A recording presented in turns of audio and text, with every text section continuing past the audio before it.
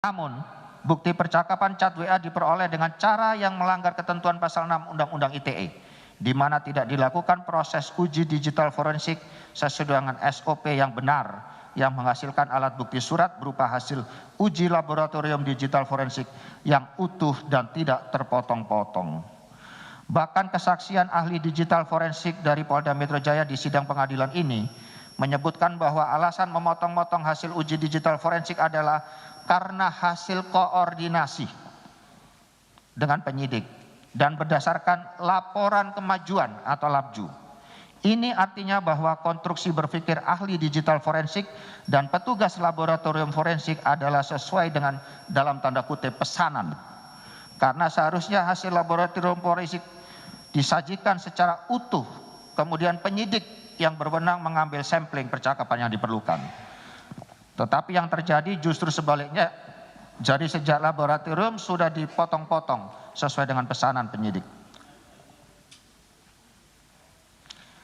Subpoin C, rilis hasil tes laboratorium atas urin, darah, dan rambut. Hasil uji laboratorium atas sampel urin, darah, dan rambut saya diterima oleh penyidik pada tanggal 27 Oktober tahun 2022, di mana saya dinyatakan negatif metafetamina atau sabu. Namun, Kadif Humas Polri saat itu Irjen Pol Dedi Prastio merilis bahwa saya positif narkoba pada tanggal 14 Oktober 2022. Kemudian saya protes kepada Kapolri sehingga kemudian dilalat bahwa saya negatif metafetamina atau sabu. Yang mengherankan saya adalah apa yang menjadi dasar merilis saya positif narkoba? Dan apa pula yang menjadi dasar meralat bahwa saya negatif narkoba? Padahal hasil uji laboratorium atas sampel darah, rambut, dan urin saya itu dikeluarkan oleh laboratorium forensik pada tanggal 27 Oktober 2022. Ini sungguh telah berdampak membentuk image publik bahwa saya adalah benar-benar pengedar sabu, dan hal ini telah meruntuhkan martabat saya, Yang Mulia. Subpoin D, keterangan saksi penyidik. Mohon izin Majelis Yang Mulia, dalam persidangan hari Senin tanggal 13 Februari 2023 dihadirkan 3 orang saksi penyidik, yaitu AKP Trihamdani, Ibda Barutrisno, Bribka James Yaniapar tidak hadir. Kedua saksi penyidik yang dihadirkan di persidangan menyatakan beberapa hal yang menjadi fakta persidangan, yakni 1. Saksi mengaku tidak pernah menangkap saya, karena posisi saksi waktu itu berada di kantin.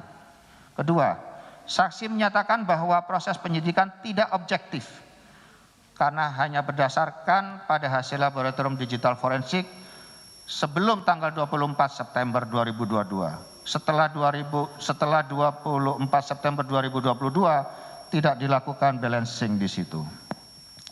Subpoin 3. Dalam berita acara pemeriksaan BAP ketiga saksi penyidik tersebut menyatakan bahwa pada diri saya saat dilakukan penangkapan tidak ditemukan barang bukti narkotika sabu. Kami ulangi, tidak ditemukan barang bukti narkotika sabu. Namun barang bukti narkotika sabu saya disita dari tersangka Dodi, Linda, dan Kasranto.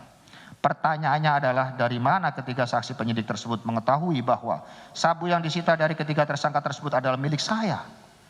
Ini sudah jelas ada yang mengarahkan karena ketiga saksi tersebut tidak melihat sendiri, tidak mendengar sendiri, dan tidak mengalami sendiri.